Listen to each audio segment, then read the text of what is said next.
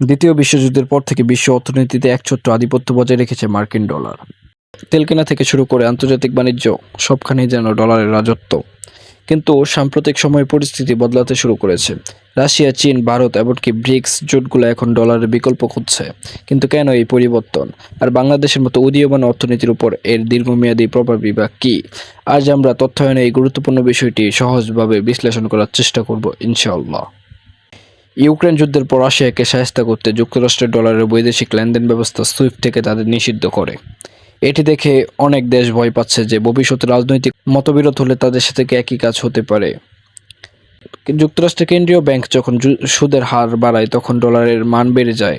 এতে বাংলাদেশের মতো দেশগুলোর আমদানি খরচ বেড়ে যায় এবং মুদ্রাস্ফীতি দেখা দেয়।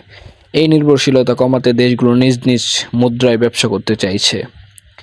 চীন এবং ব্রিক্স জোট এখন নিজেদের মধ্যে ডিজিটাল কারেন্সি বা নতুন কোনো অভিন্ন মুদ্রা চালুর চিন্তা করেছে, যা ডলারের আধিপত্যকে চ্যালেঞ্জ জানাচ্ছে। যদি বাংলাদেশ ভারত বা চীনের সাথে তাদের নিজস্ব মুদ্রায় রুপি বা ইউয়ান লেনদেন করতে পারে তবে ডলারের উপর আমাদের চাপ অনেক কমবে। এতে আমাদের রিজার্ভ সংকট সামাল দেওয়া সহজ হবে। মনে রাখতে হবে, বাংলাদেশের তৈরি পোশাকের মূল বাজার ইউরোপ ও আমেরিকা। তারা পেমেন্ট দেয় ডলারে।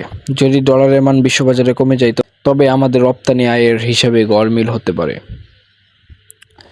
ডলারের আধিপত্য রাতারাতি শেষ হবে না, তবে বিশ্ব এখন এক বহুমুখী মুদ্রার বা মাল্টি কারেন্সি ওয়ার্ল্ডের দিকে এগিয়ে যাচ্ছে। বাংলাদেশের জন্য সবচেয়ে বড় চ্যালেঞ্জ হবে এই পরিবর্তনের সাথে খাপ খাইয়ে নেওয়া এবং নিজস্ব অর্থনীতির ভিত্তি মজবুত করা।